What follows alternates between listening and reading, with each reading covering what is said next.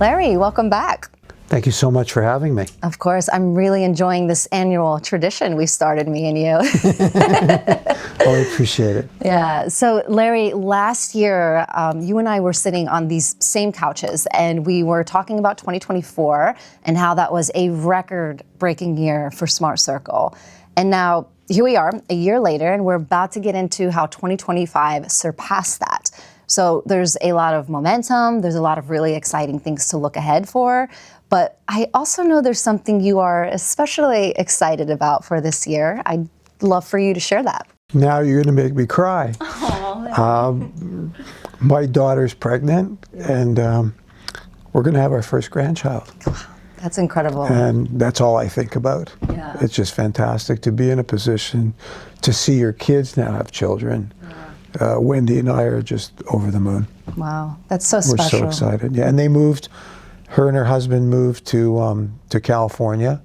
Yeah. He's an attorney. He wrote the bar exam to practice in California.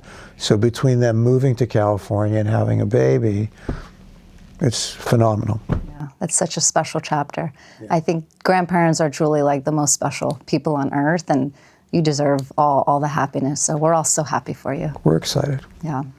All right, let's get into it. So last year, when we sat down, you predicted 2025 would be the year that Smart Circle would be the broker for 1,000 ICDs across North America. Did we hit that? I over-promoted a little bit, so that 1,000 number will be attained within weeks, but we didn't hit it. But what we did do, which is amazing, is our gross sales for 2025 was up 61% over 2024. And when you think about it, Sandy, for a company that's 45 years old, to grow by 61% in 1 year is just incredible. Wow. And so I over-promoted a little, but now that we're going to hit 1,000 any day, you know, I'm looking for 1,100 this year. Yeah. It's been tremendous growth. That's incredible. What do you attribute that success to? Just continued penetration into markets, continued growth with our existing clients that are dependent on face-to-face marketing, getting into new businesses, and just so many of the existing ICDs becoming consultants themselves and teaching each other these high standards. So as much as we didn't hit 1,000 last year, to get to 61% growth, the average independent company did way more sales than they did the year before because they just got better at the business. Yeah, I was watching the interview that you did with national consultant Van Bernardino, and you guys went over some growth metrics for the B2B campaign, and I thought it was just so eye-opening. So we're actually going to share a short clip from that because I think it's really powerful to hear. I want to maybe go over some stats with you. You some of these you know a little bit, but the business has seen incredible growth over the last 36 months. I mean, I've been in the business for 14 years, and over the last 3 years, it's been more than the previous 11 that I saw combined. When you think back 3 years ago, roughly how many owners off the top of your head were doing door-to-door B2B in general? Do you remember? Oh, door-to-door B2B, it was probably less than 100. Wow. Maybe 120, something like that. So 36 months ago, we were just over 100 owners across the whole business, not on the retail side, on the door-to-door side. And then today, what are we sitting at roughly? I would say the door-to-door is probably about 500. Holy crap. Okay. So from 100 to 500 in 36 months. And how many now, because back when there was 100, there was probably very few. How many offices were doing over 100 sales back 3 years ago? Do you remember? Oh, it was a minor amount of money of them. It was 5, maybe 6. And 100 is kind of a good benchmark. It's kind of like where the owner starts making 10,000 in profit with expenses. That's, you know, a couple $100,000 at least a year. So you fast forward 36 months later, if there's a handful, how many are there today? 2 weeks ago, I added it up. I don't know what last week was, but I added up 2 weeks ago. It was 134.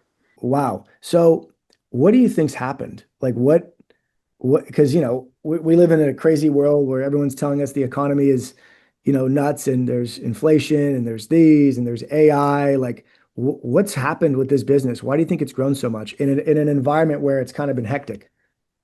So I think a couple of reasons. Number one is we're attracting sharper people. And that's really important. People that want management after 9 months, they don't want to be in the field for 2 years. They just don't want to waste their time in the field. And they want it, and they're networking like crazy. We've never seen so much networking like we're seeing now. People are going to offices all the time, stealing information from people that are doing a great job. And that's how you go from 5 or 6 to 134 people. By the end of this year, it'll be over 200 people. Just people that want to make 10,000 a week, right? So that's number one. Number two, and just as important, our clients' lives have changed big time, Ben. Clients like Frontier, Verizon, AT&T, all of them, even in the other industries, the water industries, they traditionally, we were always like a bucket for them, like a acquisition bucket. But their main buckets were direct mail. Digital marketing was huge when Facebook first came out. Today, people just delete the message. So these clients who need to report acquisitions to keep their business alive when they report to Wall Street, they've turned to face-to-face marketing. Meeting a customer inside a Costco with an incredible deal, meeting a customer at their business, or meeting a customer at their home. That's become so huge for them. Wow, I mean, that's just incredible growth. It is so fascinating to see how the shift back to face-to-face sales and marketing has created such a high demand for top-level leadership. And it goes back to what you always say about making sure that, we're taking care of the consultants and the ICD owners that are really leading the charge and mentoring and coaching others in the network. Yes, paying these national consultants huge fees to teach others and to teach their best habits has been incredible for our business. Yeah. Can you talk a little bit more about like the client relationships and partnerships this last year? I mean, I look at something like the Super Bowl experience where AT&T sent high-performing ICD owners to this 3-day VIP weekend experience at the Super Bowl. I mean, I was looking at that and thinking like, this is pretty next level, right? Like, especially for myself, we've come a far away from, when I was packing makeup bags in a business plaza and selling them to the employees on, behind the businesses. I mean, it's incredible what's happened. And so tell me a little bit about what that relationship and what that represents to you. Yeah, so AT&T for sure, but many of our clients are not just appreciating the sales we do, but they appreciate our culture. And they're contributing millions of dollars in all kinds of events like the Super Bowl and many, many other events, which really motivate the sales force. Mm-hmm. And they're phenomenal. Our people are so excited about that. That's really cool. And as this continues to grow, I know that it's important for you to be the largest, the biggest, the most profitable in our industry. Why does that matter to you? Well, my ego. Yeah. I've been at it for 45 years. I always want my business to be the biggest. Yeah. I want to service the most amount of ICDs of anybody. And I'm focused on that. But I don't want to be the most profitable. I have to make sure that our clients get great deals. And we're charging them a good amount of money, but not overly charging our clients because they need to be profitable on these acquisitions. And the other thing that's really important is paying the consultants, the people that are managing the sales force. And these people are working super hard, Sandy. They're taking so much time out of their personal lives and putting in time that nobody knows. Weekends, on calls, day and night. And so that's where a lot of the money goes to. So if we're having record profits, we're not doing a good job. Last year, for instance, the top 67 consultants made gross $216 million. Wow. That's well over $3 million per. some made more, some made less. That's the top 67. Many of the ICDs made in the hundreds of thousands, but the top 67 split up $216 million. Because no longer are people excited, and they shouldn't be excited, about making $300,000 or $400,000. They're all thinking in the millions, and they're making in the millions, and they deserve to make in the millions because of the sacrifice they make. The things that I used to do running an ICD that took up so much of my personal time, they're doing it now. So we need them to look back 10 years from now and know the sacrifice that they made and their family made that is creating them multi-millions of dollars. So no longer is it fun to make 350 or 400,000. They're all making and expecting to make millions, which is, it makes me so proud. Yeah, that's unreal. It's incredible. I mean, when you hear numbers like that, obviously we say this all the time, it's not typical, right? The average owner is not doing that, but the opportunity is there to do that, right? And so what are you seeing as you're in these conversations with these ICD owners? Like, what's really setting apart the ones that are really going above and beyond and achieving that level of success versus maybe your typical average owner? Yeah. So it's what what kind of student mentality they have and what expectations they have for themselves. Like a lot of those people in the 67, it's their third year in the business and they're making millions. Yeah. A lot of owners or ICDs that have been around longer maybe are only making $100,000 or less money because they just they don't want to. So there's like a home for everybody. People that really want to blow the socks off and be superstars, and people that don't. Our industry is the people that the ICD is making a lot of money. Unlike sports, Sandy, where you need to have some natural talent, that in our business, if you go and you stalk the number one person and you drive them crazy for everything and you visit their office and you copy everything they're doing, it's all duplicatable. Everything that the top person's doing that's making $10 million is very duplicatable if you put the time in, if you have confidence in yourself. And just like a diet, you're not going to lose weight your first week. Like it's continually good habits and copying the people that are the best. Yeah, that's great. Larry, nowadays people are hearing about the income that the highest earning ICD owners in our network are making. And I mean, we say it all the time, it's so much more than it was 10, 15, 20 years ago. It's pretty incredible, but why is that? I mean, what's happened there? I think the prize is bigger. Yeah. The clients are dependent more on us versus their other acquisition models like direct mail and digital marketing that maybe aren't as important to them as before. So they're leaning more into face-to-face marketing. But the journey of dealing with people and being a leader hasn't changed. No matter how good the business is, if you're not interested or you don't possess the wanting to be a leader of people, then you're not going to be successful in this industry, no matter how good the business is. So there's still people that fail because either they're not interested or they just lack that kind of charisma to manage people. Yeah. Yeah. What you always used to say, that PhD, right? PhD, poor, hungry, and determined, and just, doing whatever it takes till they get successful. Yeah. I love it. Some people just lack it, and that's okay. Listen, I start a lot of diets and I fail on all of them, so, I understand. Totally. Yeah. This is 45 years in business for you and for Smart Circle, and we are growing faster today than we ever have. And it's starting to feel like we're really on the compounding side of 45 years of refinement and pivoting and seeing what works and seeing what doesn't. And so as we're sort of moving through this, what seems like accelerated growth period, what should ICD owners be mindful of and people in this industry be mindful of so that they can avoid potential pitfalls or obstacles that can come? Is always communicating with others. With 1,000 owners out there, there's so many people to talk to.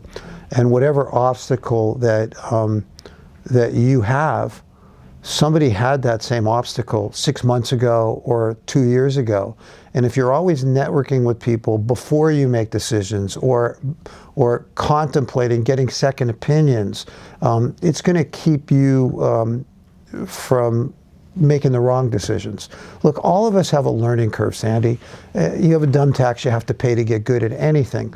But by networking with other people, you shorten the learning curve, you shorten the dumb tax. You can't make it go away. We all have to learn. But a lot of people are shortening their learning curve by networking with other people and communicating before they make decisions and getting those second opinions. Yeah, that's great. I mean, and speaking of networking, going back to your interview with Van that I watched, he asked you what you saw was happening for ICD owners that maybe aren't doing too well or are networking but aren't seeing the results. And I'd love for you to share that here, your point of, maybe they're networking, but they're not actually listening. Yeah. It's hard because we all have egos, Sandy. And some people, when they are hanging out with somebody that's doing way better, they go in thinking, I don't have a lot to learn. Or they go in thinking, I'm going to show that person I know a lot. Instead of going in and saying, hey, that person's doing way better than me, I'm going to pretend I don't know anything. And I'm just there to be a sponge and to learn from that person. I'm just going to be a student. It doesn't give me any points to tell that person, oh, I'm better than you think I am. That doesn't give you any points. What gives you points is to go in and saying, that person's making 3 times more money than me. Let me just listen and let me learn rather than try to prove myself. Because we're all entrepreneurs. They own their own company. They work for themselves. So if you can get access to somebody who's in the same industry as you, making the same amount of money per app as you, dealing with the same obstacles as you, but they're doing 3 times better. If you can be in their company and watch what they're doing, it's fantastic. But some people don't take advantage of it, or they go in with the wrong attitude, and it hurts them. And my dad used to tell me, you got 2 ears and 1 mouth. It's for a reason. Yeah. And sometimes people don't do that. A lot of them do. That's why we're growing so much, right? A lot of them do, but some still don't. Yeah, I love that.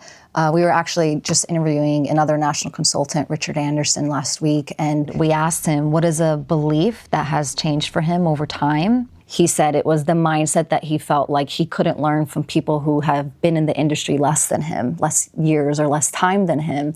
And the second he really shifted that perspective to say, if you're doing better than me, there's no seniority here. Like, I need to humble myself and be a student and listen. That really helped him. It's interesting when you look at Richard Anderson, he's one of that new generation of consultants. And his story is incredible. Like, he was an immigrant from Spain, and he was working hourly at Whataburger, flipping burgers or whatever he was doing.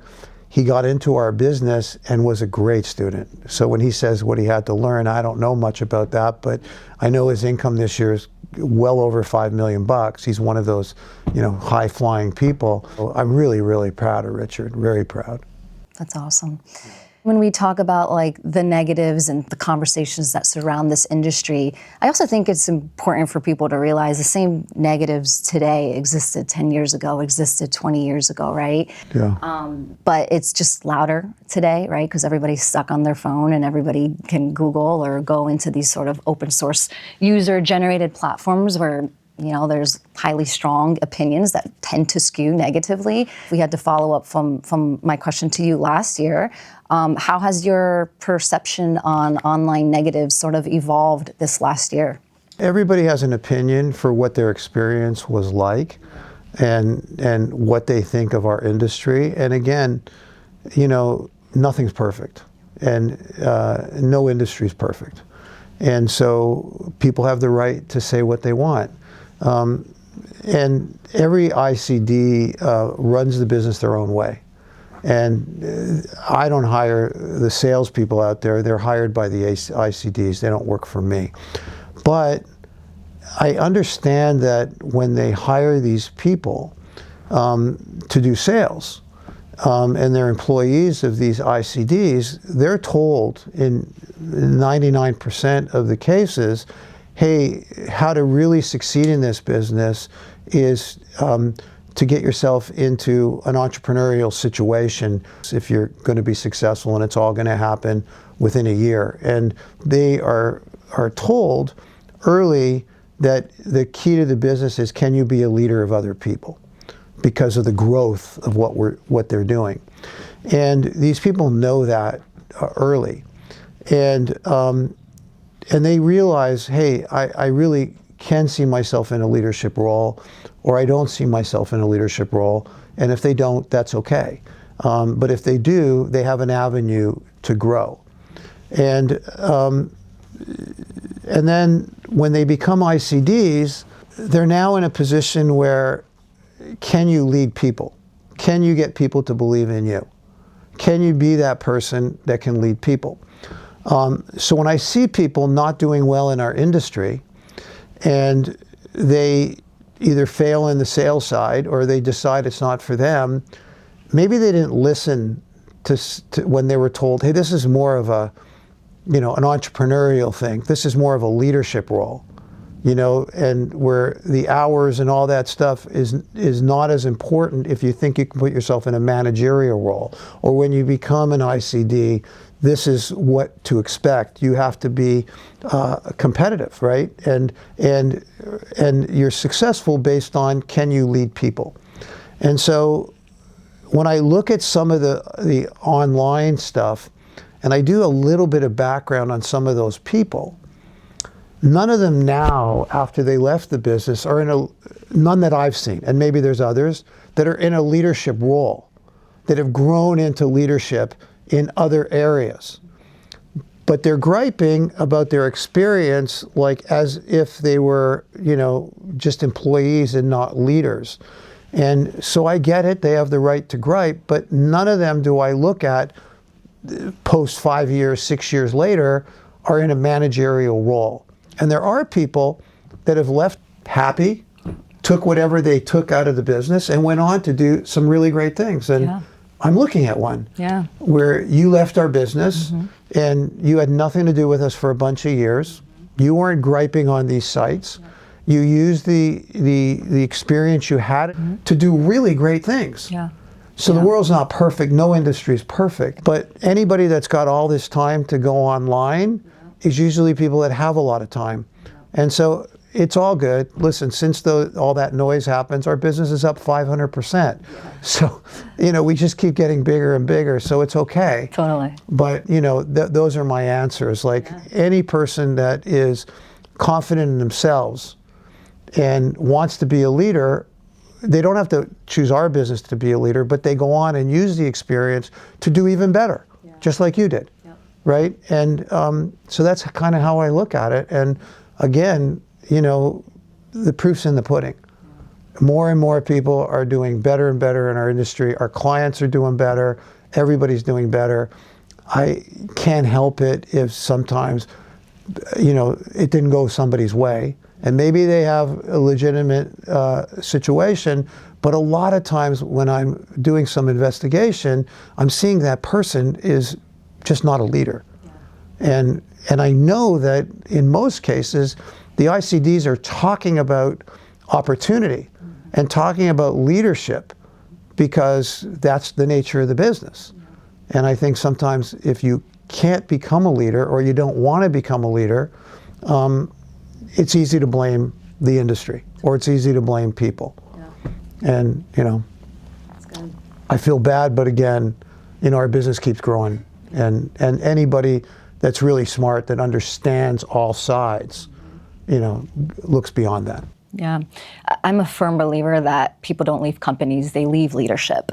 And so, if I'm an ICD owner and I'm noticing that, maybe I'm being talked about negatively often, there's probably something I need to look at with what I'm doing, because there's also a reason why there's some people that are never talked about. Right. If I'm being honest with you, Larry, I don't look at it entirely as a bad thing. It helps keep people accountable, and it really sort of forces us to operate at this higher level. And look, I think that, being able to be put in a position within, a year of when you answered an ad working for an ICD and be in a position of management to manage and run your own business, I think it's phenomenal for anybody who's got any kind of entrepreneurship in their in their DNA, and also to be able to associate with other people and learn from other people.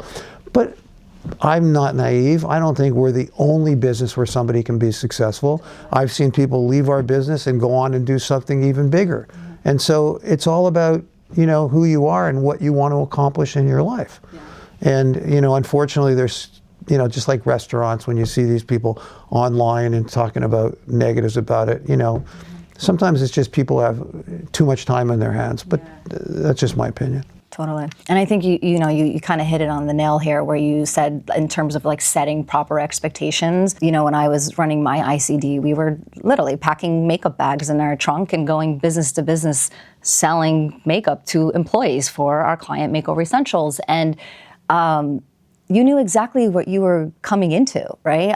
I got really good at like managing proper expectations and being transparent about how you make money, what we do, and why we do it. And I think if there's anything that I feel like a lot of these ICD owners could learn is if you're being talked about, then there's probably something in how you're talking about what you do and how you do it that's making people feel a certain type of way. Because you're right, sometimes, you go to the restaurant and you leave a bad review just because you didn't like the food doesn't mean someone else didn't like that same plate.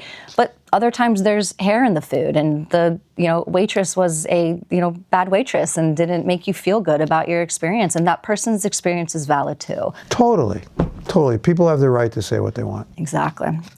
All right, so we're going to switch gears for a minute, and we'd love to invite you for a round of our Smart Circuit rapid fire questions. You in? I'm in. All right, let's do it.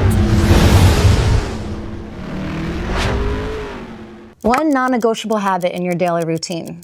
Trying to work out every day. Early bird or night owl? For sure, early bird. What trait consistently separates high performers from everyone else? Communication. Coffee, tea, or neither?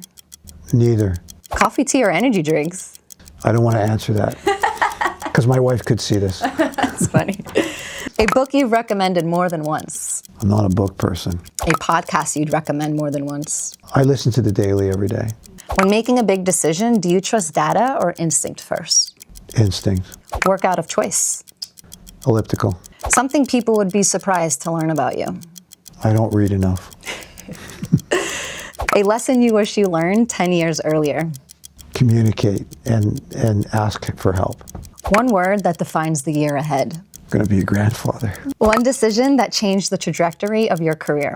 Marrying my wife. What motivates you now that's different from what motivated you earlier on? Being a grandfather. What mindset do people need to last long term in this industry? Stay focused. Favorite way to reset after a long day? Talk to people that are important to you. A person who's had a major impact on how you lead? My wife. When things aren't going your way, what's your default response? Network with people whose things are going their way. How do you prefer to spend a free day? Thinking about my grandchildren. What's something you're still working on improving? Continuing to listen to people. What's a piece of advice you find yourself repeating often? Communication and networking. Lastly, what's something you believe that most people would disagree with? I'm an optimist. I believe everything is going to be good. Thank you so much, Larry. That was fun. Thank you. So to close, I'd like to ask you just two more questions. If someone listens to this episode and they have never heard of Smart Circle before, what do you want them to understand about who we are? We're a brokerage company that helps major corporations acquire new customers. And we use third-party independent corporate distributors to do that. Okay. What about on a deeper level? What do you want people to feel about who we are as a company?